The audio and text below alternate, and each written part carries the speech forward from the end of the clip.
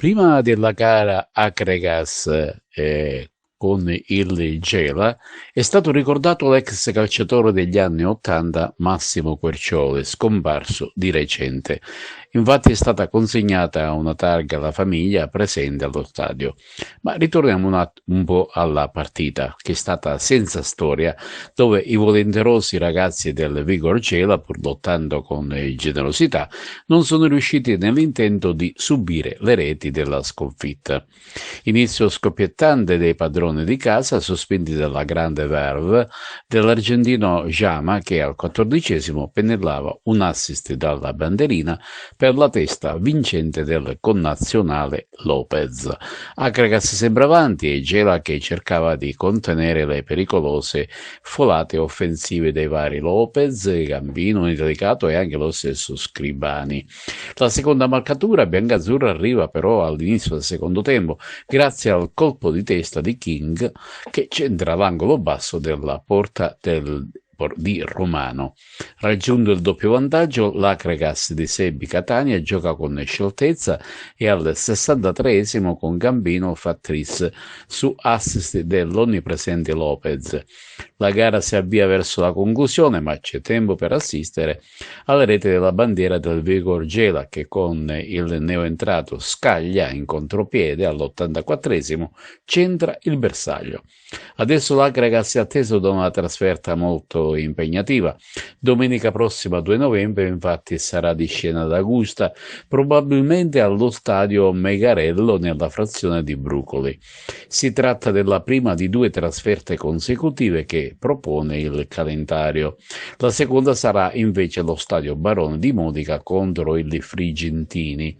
Il ritorno del Seneto per il 16 novembre con lo Scicli sarà un problema per la possibile inagibilità dello stadio che ricordiamo è attenzionato da lavori alla struttura per la posa delle torri fare ed altri interventi. La società si sta muovendo per trovare una giusta alternativa di gioco. Come tutte le partite è stata una partita complicata, siamo stati bravi a sbloccarla subito, poi potevamo raddoppiare subito già nella prima frazione, però l'abbiamo fatto dopo. La cosa che mi interessava di più era l'atteggiamento della squadra, i ragazzi, la cosa fondamentale era prendere questi altri 3 punti e proseguire per il nostro cammino.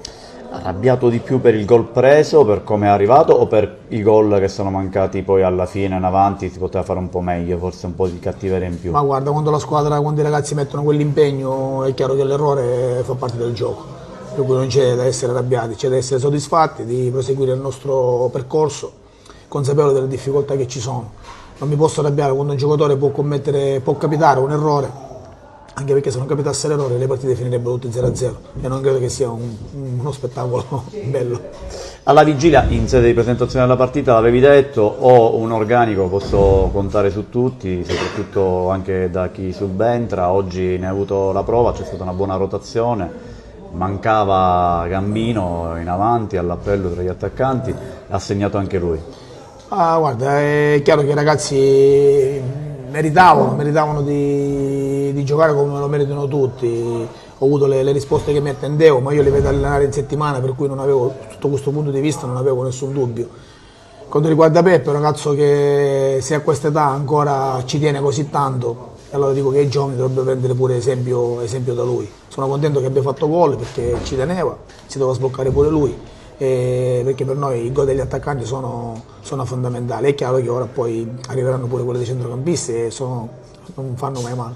E se King segna di testa è una buona notizia per tutti. No, ma io non parlo dei singoli perché non è corretto, però ho un gruppo di ragazzi, credimi, che si allenano con una professionalità enorme, hanno capito realmente dove sono, hanno capito quello che è il nostro progetto.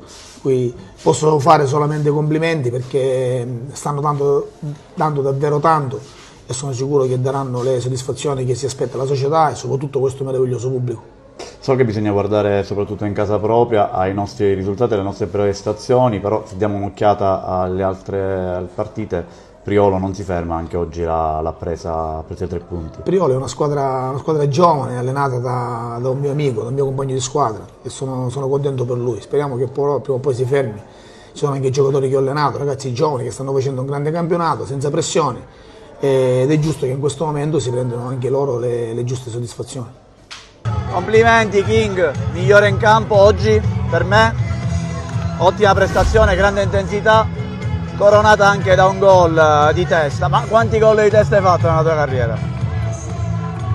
No, non so quando, ma sono veramente felice per la prestazione perché è quello che ci ha chiesto il mister e spero che abbiamo risposto oggi bene. Senti, tu un campionato di promozione l'hai già vinto, è questa la strada giusta? Sì, giustissimo.